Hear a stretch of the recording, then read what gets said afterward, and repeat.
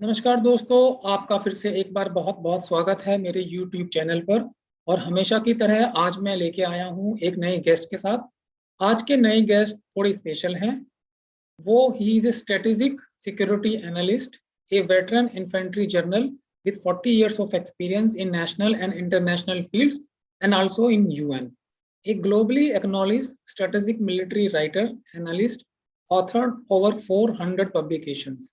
He has been interviewed by various national and international news channels, newspapers, organizations. Currently Chief Instructor, and he is also associated with USI of India, the oldest think tank in India. He has been awarded twice by President of India and United Nations. So ज्यादा उनके बारे में ना बताते हुए मैं सीधा आपका तारुफ उनसे करवाता हूँ। He is none other than major general Shashi Asthana साहब। सर, यूएस अफगानिस्तान से पुल आउट कर रहा है। काफी ब्लड शेड अफगानिस्तान में हो रही है। तालिबान एग्रेसिवली काफी कंट्रोल करता जा रहा है प्रोविंस पे। तो यूएस की स्ट्रेटेजी आखिर कहाँ फेल हो गई? यूएस के लिए क्या लेसन लर्न थे? बेसिकली 20 साल बाद भी यूएस वो अचीव नहीं कर पाया जो वो एक्सपेक्ट कर रहा था। आपकी क्या ओपिनियन है सर? देखिए, अमेरिका 20 साल के बाद 2400 सैनिक गंवाने के बाद तकरीबन $3 ट्रिलियन का खर्चा करने के बाद अब वहां से गया है, और जिसको ग्रेसफुल एग्जिट नहीं कहा जा सकता। हालांकि उनके प्रेसिडेंट ने बोला है जी ये लड़ाई खत्म हो गई और हमारा एम अचीव हो गया, लेकिन इस एम के ऊपर मैं एक टिप्पणी करूंगा कि स्ट्रेटेजिकली ये कहा जाता है सामरिक तौर पे कि जब भी आप कहीं पर लड़ाई के लिए जाते हैं तो आपका एम सही सिलेक्शन होना चाहिए और वो मेंटेन होना चाहिए। आपको बीच में बदली करते नहीं रहना चाहिए। उन्होंने एम ये चूज किया था कि भाई तालिबान ने अलकायदा को शह दी और उन्होंने 9/11 अटैक करा, तो हमें तालिबान को भी हटाना है और अलकायदा को भी नष्ट करना है और उनकी हायरार्की को नष्ट करना है। उन्हें जीत हासिल हुई, तालिबान की गवर्नमेंट हटी और तालिबान जो है वो अफगानिस्तान के अलग अलग कोनों में जाके छुप गया। कुछ लोग, उनके लीडर जो हैं वो पाकिस्तान में छुप गए। उस मौके के बाद जब उन्होंने ओसामा बिन लादेन को मार गिराया, अगर वो उस समय वहां से निकल जाते तो ये ग्रेसफुल एग्जिट और मेरे विचार से एक विक्ट्री मानी जाती।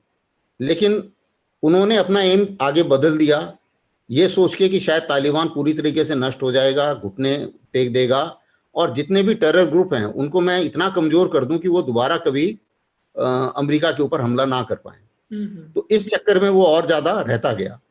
तो एक स्ट्रेटेजी में कहा जाता है कि एक कल्मिनेशन पॉइंट होता है आपका। तो एक सिचुएशन ऐसी आ गई कि एक थका हुआ अमेरिका आ गया और जब उसने पीस टॉक शुरू कर दिए तालिबान से, तो एक नया जोश के साथ में तालिबान उभर के आ गया। ये एक मिसमैच हो गया और इस स्ट्रेटेजी में यहां अमेरिका गलती खा गया और उन्हें फिर यह नजर आने लगा कि किसी तरीके से तालिबान के साथ में ये चीज बातचीत करो कि भाई हम कैसे चुपचाप निकल जाएं। और वो जो पीस डील है उसमें पीस तो वो नहीं लेके आया अफगानिस्तान में, जो कि आज के हालात बता रहे हैं। लेकिन हाँ ये है कि वो वहां से निकल गए और इसको किसी भी हालत में एक ग्रेसफुल एग्जिट नहीं कहा जा सकता। एक तरीके से अमेरिका को जो है वो एक हार का ही सामना करना पड़ा है। बिल्कुल सर, बिल्कुल सर। अफगानिस्तान में देखा जाए तो ब्रिटेन ने ट्राई किया, वो हार गया। सोवियत यूनियन ने ट्राई किया, सोवियत यूनियन का भी हमने देखा क्या हाल हुआ। फिर अमेरिका 20 साल बाद भी हार गया और तालिबान अब 85% लैंड को कंट्रोल कर रहा है। तो क्या तालिबान अजय है सर? मतलब ऐसा क्या है कि जो तालिबान को कोई या अफगानिस्तान को कोई कंट्रोल नहीं कर पा रहा है? इट इज बिकॉज ऑफ जो डिफरेंट डिफरेंट ट्राइब्स हैं वहां पर, प्रोविनेंस है वहां पर, या वहां का टेरेन ऐसा है? क्या रीजन क्या है सर? अफगानिस्तान में वो सुख शांति अमन क्यों नहीं आ पा रहा? देखिए, सबसे पहली बात तो जो आपने बोली कि अलग अलग किस्म के वहां पर ट्राइब्स हैं और अफगानिस्तान पहले से भी ऐसा है, अमेरिका के आने से पहले भी ऐसा ही था। हाँ जी। और रशिया, आपने देखा होगा कि कोई भी फॉरेन फोर्स आज की डेट में, जिसे बोलते हैं ना फॉरेन फोर्स का फॉर्मूला, वहां पर पीस नहीं ला सकता। कोई भी बाहर वाला आदमी वहां का पीस नहीं ला सकता। वहां पर अफगान गवर्नमेंट, अफगान की ही जो अपनी क्या बोलना चाहिए, Afghan government, Afghan elected, Afghan controlled Afghanistan जो होगा, वही अगर पीसफुल बैठ सकता है तो बैठ सकता है। और वही उसके लिए जो है तालिबान और जो गवर्नमेंट है इनके बीच की बातचीत बहुत जरूरी है और उसमें कुछ सामंजस्य होना चाहिए। अभी क्या हो गया कि अमेरिका ने क्योंकि तालिबान से बात करनी शुरू करी और तालिबान को एक किस्म की लेजिटिमेसी मिल गई, उस लेजिटिमेसी से वो थोड़ा सा और ज्यादा रिजुविनेट हो गया और ज्यादा जोश भर गया उसमें। अब दूसरी बात ये है कि ऐसा नहीं है कि तालिबान अजेय है, लेकिन सवाल ये है कि उसके खिलाफ लड़ कौन रहा है। आज की डेट में जो अफगान फोर्सेस हैं वो एक डिफेंसिव मोड में हैं। आपने देखा होगा ये लोग अर्बन एरियाज में बैठे हुए हैं, बड़े बड़े शहरों में बैठे हुए हैं। तालिबान जो है अभी ऑफेंसिव में है। फिर तालिबान के साथ में पाकिस्तान के टेररिस्ट भी मिल गए हैं। तालिबान को पाकिस्तान गाइड कर रहा है, तो एक प्रोफेशनल एडवाइस उनको मिल रही है। अब उस प्रोफेशनल एडवाइस के तहत उनकी जो स्ट्रेटेजी है वो इस तरीके से बन रही है कि पहले आप फॉरेन एड को काट दो, क्योंकि पहले आपको याद होगा मसूद लड़ा और एक जो क्या कहते हैं नदर्न अलायंस खड़ा हुआ था तालिबान के खिलाफ, तो उनको ऊपर से मदद मिलती थी नॉर्थ से। तो अब उन्होंने वो रास्ते काटने शुरू कर दिए, तो वो इलाके पहले कैप्चर किए जहां पे से उनको रसद मिले या मदद मिले। उसी मुताबिक ईरान का बॉर्डर भी उन्होंने काट दिया। उसके बाद में अब वो क्या कर रहे हैं कि अलग अलग शहरों के बीच में अपने आप को कर रहे हैं ताकि वो शहर अलग हो जाएं। और शहर अलग होने से जो अफगान सिक्योरिटी फोर्सेस हैं वो थोड़े से उनका मोरल डाउन हो जाए। और अगर आप देखें नंबर्स के हिसाब से तालिबान फाइटर मुश्किल से 50-60 हजार हैं। हाँ जी। और अफगान फोर्सेस जो हैं वो इससे तकरीबन 4 से 5 गुना है। लेकिन मोरल एक लड़ाई में बहुत बड़ा फैक्टर बन जाता है। तो वो फैक्टर जो है, और वो डिफेंसिव मोड में है, तो लड़ाई में क्या होता है कि जो ऑफेंसिव मोड में होता है उसकी विजय ज्यादा चांसेस होते हैं, और जो डिफेंसिव है वो अपने आप को बचाएगा। तो जैसे बॉक्सिंग में होता है कि जो पंच मार रहा है वही जीतेगा फाइनली, बिल्कुल सर। बचाने वाला कभी नहीं जीत सकता। तो वही कहानी उधर हो रही है। जहां तक बाहर की ताकतों का सवाल है, ऐसा नहीं है कि तालिबान अजय, अगर अजय होता तो हार क्यों जाता उस समय जब अमेरिका आया था, तो तुम्हें तो हरा ही दिया था ना, तो हरा के उनको हटा दिया था वहां से। तो अजय वाली बात नहीं है, लेकिन तालिबान एक आइडियोलॉजी है, और ये जो आइडियोलॉजी होती है दिमाग में, ये मिलिट्री पावर से खत्म नहीं की जा सकती। अगर आप देखें कि कहीं पर भी जहां पर टेररिज्म शुरू हुआ या एक रिलीजियस टेररिज्म, फंडामेंटलिज्म शुरू हुआ, वो फंडामेंटलिज्म अकेले मिलिट्री पावर से खत्म नहीं होता है। लोगों में समझ आनी चाहिए, एजुकेशन बढ़ना चाहिए। और जिस समय जैसे 20 साल से अमेरिका वहां था, उस 20 साल में अफगान के जो सिक्योरिटी फोर्सेस हैं उनको अपने आप को और ताकतवर बना लेना चाहिए था। उनको हर जगह अपनी रीच पहुंचा देनी चाहिए थी। वो रीच हर जगह नहीं, जो रूरल एरियाज हैं वहां पर अफगान नेशनल सिक्योरिटी फोर्सेस जो हैं वो नहीं पहुंचे। तो ये एक कमी रह गई।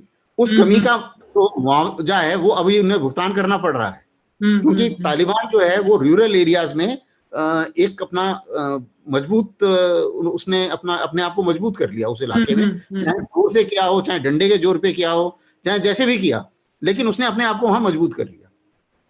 तो ये अफगानिस्तान की वो है। लेकिन अभी भी ऐसा नहीं है। तालिबान बोल रहा है कि मेरे पास हमने 85% कैप्चर कर लिया है, वो पूरा सच नहीं है, क्योंकि अफगान नेशनल सिक्योरिटी फोर्सेस कुछ रिकैप्चर भी कर रहे हैं, और कुछ उनका ये क्लेम है कि ये गलत बोल रहे हैं, ये इतना नहीं है। और इस हिसाब से मैंने आपको नंबर्स बताए कि सिक्योरिटी फोर्सेस कहीं ज्यादा हैं, उनके पास एयर पावर भी है और उनके पास में साजो सामान भी थोड़ा ज्यादा है। तो उस हालत में ऐसा नहीं है। और इनके साथ में कुछ वॉर लॉर्ड भी मिल गए हैं अफगान सिक्योरिटी फोर्सेस के साथ में, जो कि तालिबान के खिलाफ लड़ रहे हैं। तो ये थोड़ा टग ऑफ वॉर चलेगा, और ये मेरे विचार से 5-6 महीने तक चलेगा। तालिबान का मकसद इस समय ये है कि मैं ज्यादा से ज्यादा इलाका कब्जा कर दूं और अफगान गवर्नमेंट को इतना कमजोर कर दूं कि जो हमारी अगर हाइब्रिड गवर्नमेंट बनती है बाद में, तो उसमें अगर मान लो 10 सीट हैं तो 10 में से 8 मुझे मिल जाए या 7 मुझे मिल जाए और मुझे इलेक्शन ना लड़ना पड़े। तालिबान इलेक्शन नहीं लड़ना चाहता। आपने देखा होगा पाकिस्तान में भी हाफिज सईद ने हर जगह इलेक्शन लड़ा, एक भी सीट नहीं मिली, 400 सीट पर इलेक्शन लड़ा। उसी मुताबिक टेररिस्ट को वोट कोई नहीं देता। तो उसको भी मालूम है तालिबान को कि अगर मैं इलेक्शन लड़ूंगा अफगानिस्तान में तो मैं कभी नहीं जीतूंगा तो मैं इसी पावर ऑफ द गन के जोर पर ही मैं पावर में आ सकता हूं, अगर आ सकता हूं तो। बिल्कुल सर। लेकिन अफगान के लोग 80% नहीं चाहते कि तालिबान पावर में आए, क्योंकि तालिबान जो है वो उन्होंने जैसे उनके उनके राज में टेररिज्म पनपा बहुत तरीके से, उसके बाद जो औरतों की जो हालत हुई, बच्चों की जो हालत हुई, इनोसेंट लोगों की जो हालत हुई, अब ये जो वायलेंस हुई है इसमें तकरीबन 2.6 मिलियन से भी ज्यादा लोग जो हैं वो बेघर हो गए हैं, रिफ्यूजीज अभी पड़े हैं, एक जिसे ह्यूमन डिजास्टर बोलते हैं वो एक तरीके की नौबत आ गई है वहां पे। तो कोई भी ये सब नहीं चाहता, तो ऐसा नहीं है कि लोग उन्हें पसंद करते हैं, लेकिन सवाल ये है कि अभी की हालत में जिस हिसाब से जो प्रोफेशनली जिस तरीके से वो आगे बढ़ रहे हैं, तो इस समय उनका पलड़ा थोड़ा भारी भारी माना जाएगा। बिल्कुल सर, बिल्कुल। और सर अभी हाल में ही हम देख रहे हैं, इनफैक्ट आज ही SCO, Shanghai corporation of organisation, इनकी मीटिंग हुई है और उनके जो कंट्रीज हैं वो काफी अफेक्टेड हैं ड्यू टू दिस टर्मोइल जो अफगानिस्तान में चल रहा है। तो आपको क्या लगता है कि सर कितना इम्पैक्ट होंगे ये कंट्रीज? देखिए, सारे कंट्रीज अफेक्टेड हैं। अभी आप शंघाई कॉरपोरेशन ऑर्गेनाइजेशन में देखें तो वहां पर रूस है, चीन है, भारत पाकिस्तान है, सेंट्रल एशियन रिपब्लिक्स हैं सारे, बिल्कुल। और उसी के साथ अफगानिस्तान ऑब्जर्वर स्टेट पे है और ईरान भी ऑब्जर्वर स्टेट में है। तो आप देखिए अफगानिस्तान के चारों तरफ जितने कंट्रीज हैं सारे अफेक्टेड हैं। फिर इनके जो टेररिस्ट हैं वो हर जगह जाते हैं, वो ईरान में भी जाते हैं, वो पाकिस्तान में भी जाते हैं, वो चीन में भी जाते हैं, और चीन को भी थोड़ा कंसर्न है कि भाई जो एक ETIM एक टेरर ग्रुप है जो शिनजियांग में हरकत करता है, तो चीन उससे घबराया हुआ है थोड़ा। और उसी मुताबिक सेंट्रल एशियन रिपब्लिक्स में भी थोड़ी सी प्रॉब्लम है, क्योंकि जो जब ये तालिबान कंट्रोल में था तो वहां पर भी टेररिज्म का जो स्तर था वो बहुत ज्यादा था। तो सभी चाहते हैं कि किसी तरीके से Afghan owned, Afghan controlled, Afghan elected या अफगान की अपनी गवर्नमेंट वहां पर हो, तो वो ज्यादा अच्छा है तरीका होगा। लेकिन सवाल ये है कि जैसे कि मैंने पहले ही बताया कि कोई भी फॉरेन फॉर्मूला काम नहीं करेगा उधर, तो सारे के सारे अभी एक तरीके से बाहर से देख रहे हैं। चीन भी ये कह रहा है कि भाई जब रूस ने अपने हाथ जलाए, अमेरिका ने अपने हाथ जलाए, तो मैं तीसरा कंट्री नहीं बनूंगा हाथ जलाने के लिए, उसने ग्लोबल टाइम्स ने साफ बोल दिया। तो उसी मुताबिक मेरे विचार से हमारा भी, हमने हर तरीके से मदद की है। हमारा वहां पर इंफ्रास्ट्रक्चर प्रोजेक्ट्स इतने हैं, हमने वहां के लोगों, हमारा संबंध इतने अच्छे रहे हैं अफगानिस्तान से। अफगानिस्तान पहले हमारा बॉर्डर था, अभी भी है, क्योंकि पाक ऑक्युपाइड कश्मीर हमारा एरिया है, तो उस हिसाब से अफगानिस्तान हमारा नेबर हुआ। तो उस हालत में जो कनेक्टिविटी प्रोजेक्ट हैं चाबहार से अफगानिस्तान से, हमें सेंट्रल एशियन रिपब्लिक के लिए जो हम रोड बनाना चाह रहे थे, और जो उस इलाके में जो कनेक्टिविटी प्रोजेक्ट्स हैं वो भी हमारे चल रहे हैं। और ये connectivity project central Asian Republic के लिए भी इंपॉर्टेंट है, क्योंकि वहां से जो समुद्र है वो सबसे नजदीक रास्ता समुद्र का वो अफगानिस्तान ईरान से होके जाता है तजाकिस्तान और उज्बेकिस्तान के लिए। और उसके मुताबिक बाकी सेंट्रल एशियन कंट्रीज के लिए भी जो international north south transport corridor है, उससे अगर उसको मिला दिया जाए, इस ट्राइलेटरल हाईवे जिसको हम बोलते हैं, जो भारत का प्रोजेक्ट है, अगर उसको हम मिला दें तो यही एक एरिया बनता है जहां से वो सबसे नजदीक पानी की तरफ पहुंच सकते हैं, और ये हर एक चाहता है। तो लेकिन अगर अफगानिस्तान की हालत ये है तो उस कनेक्टिविटी प्रोजेक्ट का जो है कोई खास फायदा होने वाला नहीं है, क्योंकि वहां से मूव क्या हो पाएगा। तो इसलिए ये जो चीजें हैं ये सारी की सारी ये तभी डिपेंड करेंगी कि किस तरीके से अफगानिस्तान आगे उभर के सामने आता है, साझा गवर्नमेंट बनती है, तालिबान जबरदस्ती उसके ऊपर करता है, और अगर जबरदस्ती कब्जा करता है तो उसके ऊपर क्या रिएक्शन होंगे। अमेरिका ने अपना रिएक्शन जाहिर कर दिया है कि भाई अगर जबरदस्ती कब्जा किया गया तो मैं उस गवर्नमेंट को रिकॉग्नाइज नहीं करूंगा, ऐसा अमेरिका ने कहा है। अब बाकी लोग क्या पोजीशन है, बाकी लोगों ने अपनी पोजीशन क्लियर नहीं की है, लेकिन जाहिर है कि SCO में ज्यादा से ज्यादा समय तक बातचीत अफगानिस्तान के ऊपर ही हो रही है, और उसी ये सबसे इंपॉर्टेंट मुद्दा SCO के अंदर है। बिल्कुल sir, and very well explain. और सर अब हम अपने कंट्री की बात करते हैं, अपने हिंदुस्तान की बात करते हैं। तो हिंदुस्तान को सर क्या अंगेज करना चाहिए तालिबान के साथ? अगर ओपनली नहीं तो बैकडोर से। कुछ रिपोर्ट्स आई थी कतर में, दोहा में इंडिया ने अंगेज किया है तालिबान को। तो आपके सर क्या व्यूज है, क्या ओपिनियन है? देखिए, ऐसा है कि भारत का ये मानना रहा है कि भाई अफगान ओन्ड, अफगान इलेक्टेड और अफगान कंट्रोल्ड ऑफ अफगानिस्तान होना चाहिए। और हम किसी के अंदरूनी मामलों में हस्तक्षेप नहीं करते, वो सभी के लिए हमारी ये पॉलिसी लागू है, अफगानिस्तान भी उसमें शामिल है। वहाँ पर हम उनके साझेदार रहे हैं डेवलपमेंट में, इंफ्रास्ट्रक्चर प्रोजेक्ट में, और जो हमारा वहाँ पर इंटरेस्ट है वो जैसे मैंने आपको बताया कनेक्टिविटी प्रोजेक्ट है कि सेंट्रल एशियन रिपब्लिक से अगर हम पाकिस्तान को अवॉइड करके अगर हम एक वहाँ तक पहुँचना चाहते हैं तो वो एरिया इस इलाके से होके जाता है, तो वही एक रूट बनता है जिससे हम सेंट्रल एशियन रिपब्लिक तक पहुँच सकते हैं। तो ये भारत का इंटरेस्ट है। दूसरा इंटरेस्ट हमारा ये है कि वहाँ पर काफ़ी हिंदू मूल के लोग हैं, सिख भी हैं वहाँ पे कुछ, जो हमारे प्रोजेक्ट चल रहे हैं उसमें हमारे लोग भी काम कर रहे हैं, अभी उनकी सिक्योरिटी भी बहुत ज़रूरी है। तीसरी चीज़ क्या है कि पाकिस्तान ने एक बड़ा स्मार्ट एक्ट किया था कि जब FATF का टाइम आया था, इन्होंने जितने टेररिस्ट लिस्ट में थे UN की, वो सबको उठा के अफगानिस्तान भेज दिया ताकि, और आपने बोल दिया जी हमें तो पता ही नहीं ये गए कहाँ। बीच में एक बार ये भी बोल दिया था मौलाना मसूद का, हमें नहीं पता जी वो कहाँ है। तो हालांकि वो होगा वहीं, लेकिन वो ये अफगानिस्तान में वो अपने काफी सारे टेररिस्ट निकाल चुके हैं। तकरीबन UN के हिसाब से ही शायद 7 से 8 हजार के बीच में टेररिस्ट पाकिस्तान के वहां घूम रहे हैं। तो वो टेररिस्ट जो हैं वो भी धीरे धीरे कश्मीर की तरफ केंद्रित हो सकते हैं। दूसरा, वहां पे 2 ऑर्गेनाइजेशन है, जैसे है IS है, तो ISKP बोलते हैं, IS खुरासान प्रोविंस। अब इसका जो एरिया ऑफ ऑपरेशन है उसमें कश्मीर भी शामिल है और उसमें शिनजियांग भी शामिल है। उसी मुताबिक अल कायदा इन साउथ एशिया, उसमें भी कश्मीर शामिल है और बाकी लोग, बाकी बांग्लादेश वगैरह भी शामिल है। तो ये जो एरिया, अगर इनको और ज्यादा शह मिलेगी और अच्छा एनवायरनमेंट मिलेगा पनपने के लिए, तो ये हमारे लिए वही उतने ही खतरे की बात है। तो इनको कंट्रोल करना भी हम नहीं चाहते, हम चाहते हैं कि ये कंट्रोल में रहें। अब उसमें क्या होता है कि जब भी इंटरेस्ट जो होते हैं देशों के वो परमानेंट होते हैं, गवर्नमेंट्स आती जाती रहती हैं और जो ये टर्बुलेंस है ये बदलता रहता है। ऐसा नहीं है कि अफगानिस्तान बहुत पीसफुल था जब अमेरिका आया था, अमेरिका के आने से पहले भी वहां पे गड़बड़ थी, उसके बाद भी गड़बड़ है, तो कोई नई बात नहीं है अफगानिस्तान के लिए।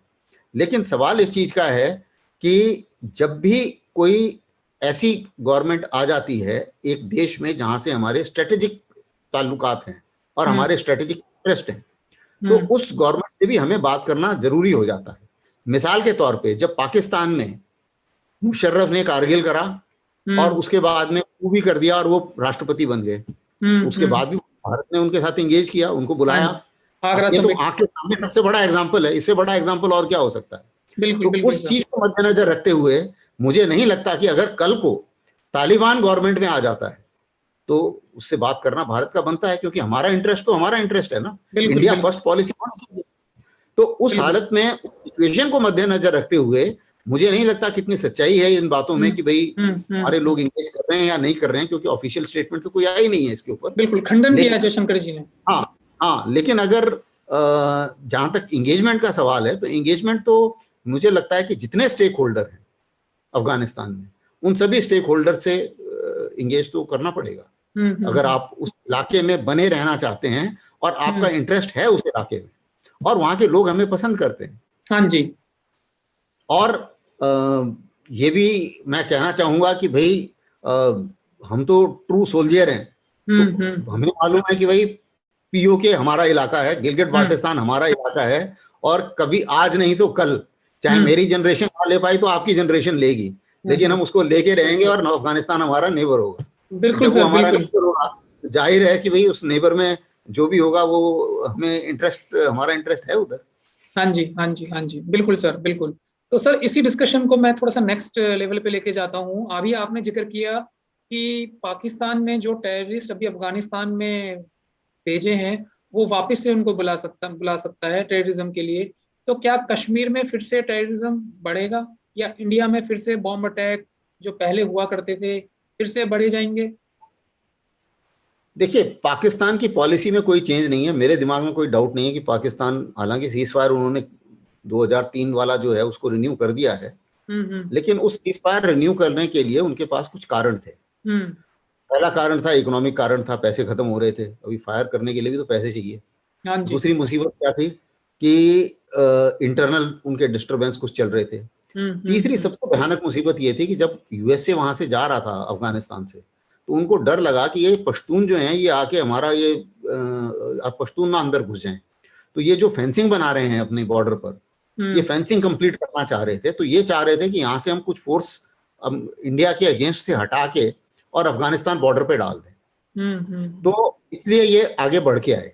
भारत क्यों मान गया, वो भी हमारा भी अपना इंटरेस्ट है, क्योंकि भाई हम नहीं चाहते कि जो सिविलियन है लाइन ऑफ कंट्रोल के, चाहे इस तरफ है चाहे उस तरफ है, सिविलियन मरे, क्योंकि ये इन लोगों को तो कुछ ऐसा शर्म लिहाज है नहीं। और ये लोग तो अपना मिलिट्री कैंप ही उसके बीच में बना देते हैं, टेररिस्ट कैंप आबादी के बीच में लगाते हैं, सिविल आबादी के बीच में बना देते हैं, ताकि जब हम रिटेलिएटरी फायर करें तो सिविल कैजुअलिटी और ये हल्ला करें जी सिविलियन मार दिए उन्होंने। तो सिविलियंस की कैजुअलिटी बचें। और दूसरा क्या होता है कि इन्फिल्ट्रेशन करने के लिए भी ये लोग फायरिंग किया करते थे। तो अगर फायरिंग बंद हो जाएगी तो इन्फिल्ट्रेशन भी कम हो जाएगा, जो कि नजर आ रहा है कि इन्फिल्ट्रेशन अभी काफी कम है हुआ है। तो ये हमें सूट कर रहा था, इसलिए हम भी मान गए। जहां तक उनकी आइडियोलॉजी का सवाल है, आइडियोलॉजी में कोई चेंज नहीं है।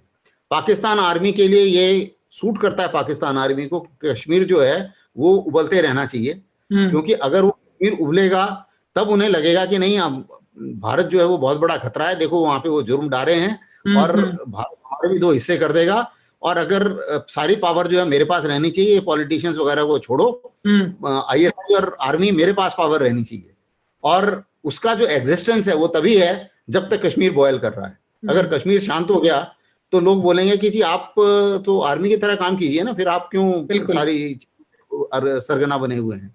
अभी तो बिजनेस के सरगना है, सब चीज के फॉरेन पॉलिसी भी वही बनाते हैं। तो वो चीज खत्म हो जाएगी। तो उस चीज को मद्देनजर रखते हुए ऐसा नहीं है कि टेररिस्ट अटैक बंद होंगे, ऐसा भी नहीं है कि वो चुप बैठ जाएंगे। अभी उनकी थोड़ी लगाम लगी हुई है, क्योंकि फाइनेंशियल प्रॉब्लम है, पैसे आ नहीं रहे हैं। चीन भी थोड़ा अभी हाथ तंग चल रहा है, चीन का भी थोड़ा सा। तो इन सब मुसीबतों के साथ में वो थोड़ा सा इस तरफ झुकाव उनका हो गया, लेकिन ये परमानेंट चीज नहीं है, दोबारा से होगा। बिल्कुल बिल्कुल सर चाइना अफगानिस्तान में कितना इन्वॉल्व होगा, आपको क्या लगता है सर? सिर्फ फाइनेंशियली हेल्प करेगा तालिबान की, या मिलिटरली भी वो अफगानिस्तान में इन्वॉल्व होगा? देखिए, चीन का मिलिटरीली इन्वॉल्व होना तो बहुत मुश्किल है, क्योंकि चीन ने अपने आप स्टेटमेंट दी है कि भाई अगर अमेरिका ने अपने हाथ जला लिए, रशिया ने अपने हाथ जला लिए, तो मैं नहीं जलाऊंगा, मैं तीसरा देश नहीं बनूंगा हाथ जलाने के। तो उसकी मिलिट्री वहां नहीं जाएगी। और ना ही चीन जो है, चीन एक व्यापारिक देश है, ये फाइटर्स नहीं है एक्चुअली। तो इन लोगों को पैसे से काम कराने की आदत है, और इनके हिसाब से तालिबान को कुछ पैसे देके, तालिबान को खरीद के, अगर ये कर सकते हैं कि भाई हमारे शिनजियांग में आप कोई कार्रवाई मत कीजिएगा, और जो टेररिस्ट हमारे शिनजियांग में आते हैं आप उनकी मदद मत कीजिए। वो इन्होंने किसी किस्म का अंडरहैंड समझौता कर लिया है, क्योंकि तालिबान ने बोला है कि भाई हम चीन के खिलाफ कार्य करने वाले किसी भी टेररिस्ट ग्रुप को हम पनाह नहीं देंगे अफगानिस्तान में, ऐसा तालिबान ने स्टेटमेंट दी है। ऑन ग्राउंड में कभी ऐसा होता नहीं है, क्योंकि जितने भी ये टेररिस्ट ग्रुप हैं ये आपस में मिल बांट के ट्रेनिंग भी एक साथ करते हैं, लॉजिस्टिक भी इनकी साथ में होती है, ट्रेनिंग सब कुछ इनका साथ में चलता है।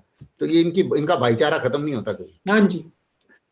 तो दूसरी तो अच्छा, अब जहां तक पाकिस्तान चाइना का सवाल है, चाइना के पास एक ट्रम्प कार्ड है कि वो अपना काम पाकिस्तान के थ्रू कराता है। अफगानिस्तान में भी वो अपना काम पाकिस्तान के थ्रू कराएगा। मुझे नहीं लगता कि चाइना की फौज इन्वॉल्व होगी डायरेक्टली। चाइना की फौज वहां तक इन्वॉल्व होगी जो एक वखान कॉरिडोर है, जो अफगानिस्तान और चीन की बॉर्डर को जोड़ता है, एक पतली सी तकरीबन 20-25 किलोमीटर की कॉरिडोर है।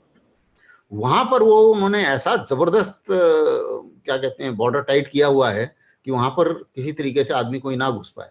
लेकिन घुसने के लिए और भी कई रूट हैं। पाकिस्तान बॉर्डर भी उन्होंने बहुत टाइट किया हुआ है, वो पाकिस्तानियों पर भी विश्वास नहीं करते हैं जहां तक टेररिज्म का सवाल, तो वो भी बॉर्डर बहुत टाइट किया हुआ है। तो और इसीलिए, लेकिन कई और भी रूट हैं जिनसे वो जा सकते हैं। तो चीन की भी एक परेशानी है कि शिनजियांग में शायद गड़बड़ ना पैदा हो इस कारण से। बिल्कुल सर। उसको दूर करने के लिए वो मेरे विचार से पैसे का और पाकिस्तान का ज्यादा इस्तेमाल करेगा, बिल्कुल सर। बिल्कुल सर। सर पाकिस्तान काफी जुबिलेट कर रहा है, काफी खुशियां मना रहा है जब से तालिबान गेन कर रहा है। उसको लगता है कि उसने अफगानिस्तान का अपना जो वेस्टर्न फ्रंट है वो सिक्योर कर लिया है। But on the other side Taliban एक तहरीके तालिबान पाकिस्तान भी है जो एंटी पाकिस्तान है, और तालिबान प्रो पाकिस्तान है। तो आपको सर नहीं लगता कि पाकिस्तान के लिए खुशियां मनाना ज्यादा दिन ठीक नहीं रह पाएगा? नहीं, ये कोई बहुत मुझे नहीं लगता कि ये खुशियां मनाना कोई बहुत ज्यादा दिन चलेगा, क्योंकि तालिबान के भी अलग अलग फैक्शन है। जैसा आपने बताया, एक है तालिबान अफगान जिसकी ये मदद कर रहे हैं।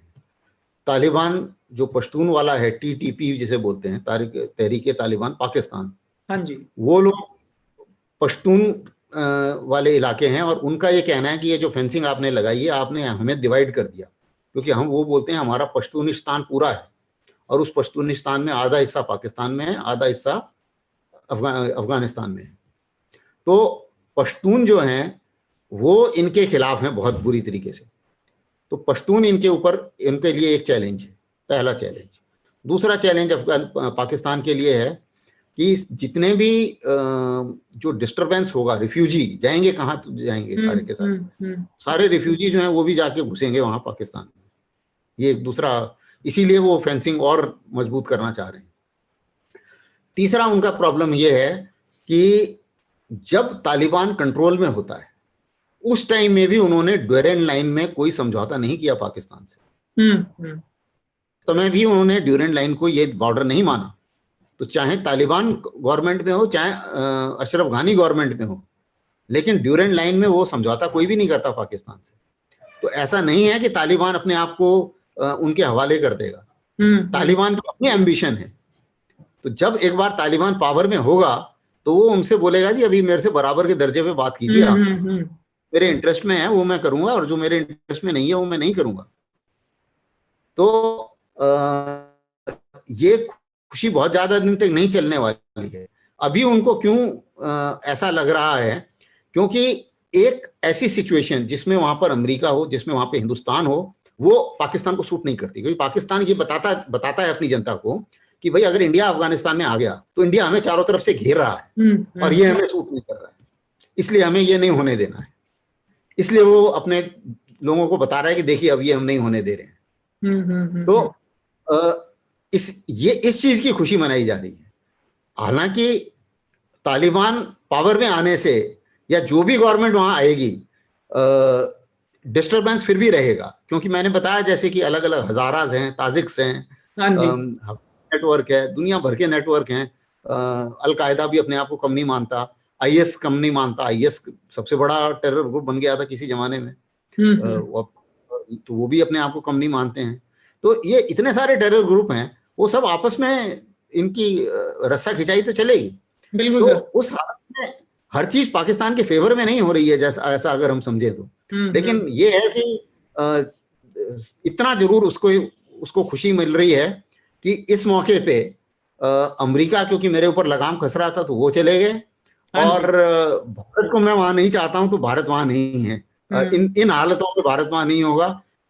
तो ये उसको एक टेम्परेरी खुशी है, वो देखते हैं कब तक चलती है। बिल्कुल सर, बिल्कुल सर। लास्ट क्वेश्चन है मेरा इस डिस्कशन का कि जिस अकॉर्डिंगली यूएस इंडिया को एंगेज कर रहा है तालिबान के साथ, उसने ट्राई किया, अफगानिस्तान के साथ भी उसने ट्राई किया, लेकिन रशिया कहीं ना कहीं हेजिटेंसी है रशिया में। रशिया उस लेवल पे इंडिया को इन्वॉल्व नहीं कर रहा है तालिबान के साथ। तो ऐसा सर हेजिटेशन क्यों है रशिया को? रशिया का हेजिटेशन जो है वो सबसे पहले तो मैं ये नहीं मानूंगा कि रशिया का हेजिटेशन है। अगर आप ज्योग्राफिकली देखें, ये सारे के सारे देश ये मानते हैं, अमेरिका ने भी पहले भारत को इन्वॉल्व नहीं किया था।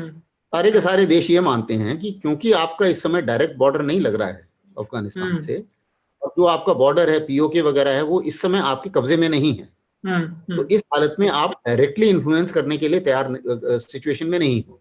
दूसरी चीज, पहले भी यूएसए ने बोला था कि क्या आप अपनी फौज को वहां भेजना चाहते हैं। अब फौज को हम वहां नहीं भेज सकते, क्योंकि जब आप फौज को वहां भेजते हैं तो उसके लिए क्या होता है कि लैंड बेस्ड लॉजिस्टिक रूट होना चाहिए, सप्लाई रूट होना चाहिए, जो लैंड बेस्ड होना चाहिए। हमारे पास इतने हवाई जहाज नहीं है, क्योंकि बड़ी फौज जो है वो हवाई जहाज के सपोर्ट से नहीं चल सकती। और हवाई जहाज भी जो फ्लाइट रूट है वो पाकिस्तान के ऊपर से जाता है, या पूरा चक्कर मार के जाना पड़ेगा। तो इतने रिसोर्सेज नहीं है। और दूसरी चीज ये है कि अगर आप दो हिस्सों में डिवाइड हो जाते हो तो आपको थोड़ी सी मुसीबतों का सामना करना पड़ता है। तो इन सब चीजों को मद्देनजर रखते हुए इंडिया का कहना था कि भैया अगर वहां पे यूएन फोर्स जाती है तो यूएन फोर्स में मैं कंट्रीब्यूट करने को तैयार हूं, लेकिन मैं अमेरिका के नाम पे या मल्टीनेशनल फोर्स के नाम पे मैं वहां नहीं घुसूंगा, ऐसा भारत का मानना था। और अभी बाकी के देश भी आपको इस नजरिए से देखते हैं कि आपका डायरेक्ट बॉर्डर नहीं है वहां से, इसलिए आप डायरेक्टली शायद इन्फ्लुएंस ना कर पाओ। आप भी अगर आप इन्फ्लुएंस करोगे तो बातचीत करके ही करोगे, चाहे ईरान से बात करोगे, रशिया से बात करोगे, तजाकिस्तान से, उज्बेकिस्तान से, इन सब से बातचीत करोगे। तो बातचीत तो वो लोग कर ही रहे हैं ना डायरेक्टली। तो इसलिए जो है वो ऐसा नहीं, लेकिन अमेरिका के भारत के इन्वेस्टमेंट वहां सबसे ज्यादा है। हमारे तकरीबन $3 बिलियन इन्वेस्टमेंट ऑलमोस्ट हो चुका है। हमारे बाद में सेकंड लार्जेस्ट इन्वेस्टमेंट सिर्फ यूरोपियन यूनियन का है वहां पे। किसी ने, चाहे चाइना है, पाकिस्तान है, रशिया है, किसी ने इतना इन्वेस्टमेंट नहीं किया है वहां पे डेवलपमेंट में। तो इस चीज को रूस भी समझता है, और रूस वहां पहले ही अपना हाथ जला चुका है। तो रूस एक्चुअली बहुत ज्यादा, रूस की सिर्फ प्रॉब्लम ये है कि जो ये सेंट्रल एशियन रिपब्लिक हैं इनको वो अपना मानता है एक तरीके से, क्योंकि वो पुराने यूएसएसआर का हिस्सा थे। तो यहाँ पर अगर गड़बड़ी पैदा होती है तो रूस को भी उसमें तकलीफ होती है, क्योंकि वो एक, उनका भी एक सपना है यूरेशिया का। तो वो यूरेशिया के सपने में जो है वो थोड़ा सा गड़बड़ पैदा होती है, और उस यूरेशिया वाले सपने में भारत की कोई रोल नहीं है। तो इस चीज कारण से भारत को जो है वो इतनी अहमियत उसमें नहीं मिल रही है इन बातों में। बिल्कुल बिल्कुल सर, आप हमारे शो में आए और आपने इतने खूबसूरती से और बहुत अच्छे से सारे इश्यूज को टच बेस किया, एक्सप्लेन किया हमारे व्यूअर्स के लिए। आपका सर एक बार बहुत से फिर से धन्यवाद। Thank you very much and जय हिंद। Thank you sir. Thank you, धन्यवाद। मुझे भी बड़ी खुशी हुई आपके चैनल में आके। धन्यवाद। Thank you sir.